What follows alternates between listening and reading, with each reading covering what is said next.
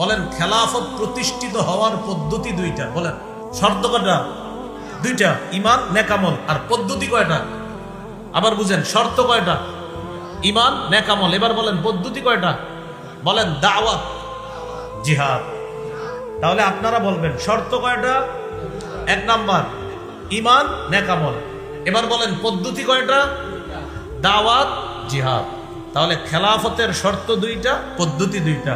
শর্ত দুইটা হলো ঈমান নেক আমল, পদ্ধতি দুইটা হলো দাওয়াত এবং জিহাদ।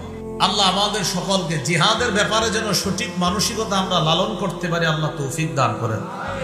এখন আমি আপনাদের কাছে জানতে চাই, আমাদের এই দেশে ইসলামী হুকুমত কায়েম হোক, এটা চাই কারা কারা? ইনশাআল্লাহ সবাই চাই তো ইনশাআল্লাহ। এবার মূল আলোচনায় চলে আসে। তাহলে নির্যাতিত হওয়ার পর মুসলমানরা চলে গেলেন মদিনায়, ইসলামী রাষ্ট্র কায়েম হলো। আল্লাহ বললেন ইসলামী রাষ্ট্রের যিনি প্রধান হবে, যার দায়িত্ব দিব আমি, তার মৌলিক কাজ হবে 4টা: নামাজ কায়েম করা, যাকাত আদায় করা, সৎ কাজের আদেশ করা, অসৎ কাজের নিষেধ করা। এবার আমরা গুরুত্বপূর্ণ একটা আলোচনা শুনব। শাসক যিনি হবেন তার কিছু গুণ থাকবে, এটা খুব মন দিয়ে শুনি। শাসক যিনি হবেন তার 1 নাম্বার গুণ হবে আল্লাহমুখী হওয়া, আখিরাতমুখী হওয়া। সুবহানাল্লাহ। বলেন তো মুসলিম শাসকের কাজ কয়টা? ভুলে গেছে? না 4টা। কাজ কয়টা?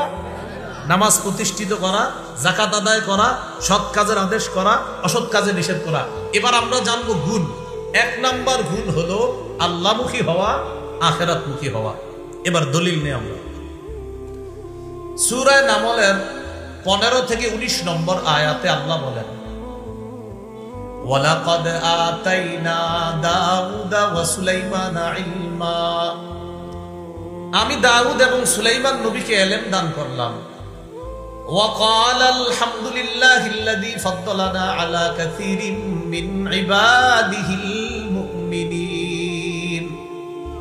তারা দুইজন বললেন সমস্ত প্রশংসা আল্লাহর, যিনি আমাদেরকে তার অধিকাংশ মুমিন বান্দাদের উপর শ্রেষ্ঠত্ব দান করেছেন। দাউদ নবী আর সুলাইমান নবী বলেন, ওয়ারিসা সুলাইমানু দাউদা। সুলাইমান নবী দাউদ নবীর উত্তরাধিকার হলেন। মনে রাখতে হবে, নবীরা কোনো সম্পদের উত্তরাধিকার হন না। সুলাইমান নবী তার বাবার উত্তরাধিকার হয়েছেন নবুয়তের, রাজত্বের, এলেমের। উত্তরাধিকার হয় নবুয়তের, রাজত্বের, এলেমের। তো সুলাইমান নবী উত্তরাধিকার হয়েছেন রাজত্বের, এলেমের, নবুয়তের উত্তরাধিকার হয়েছেন। বাবাকেও আল্লাহ নবী বানিয়েছেন। দাউদ নবী 40 বছর ফিলিস্তিন শাসন করছে। 74% ফিলিস্তিনের অঞ্চল সাম্রাজ্য তিনি কায়েম করেছেন দাউদ নবী।